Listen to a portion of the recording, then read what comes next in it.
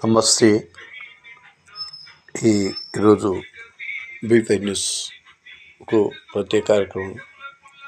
ఈరోజు ఇందిరమ్మ చీరల పంపిణీ కార్యక్రమం జనగామ జిల్లాలోని సాయిరాం గార్డెన్లో మహిళలకి చీరలు అందించడం జరిగింది.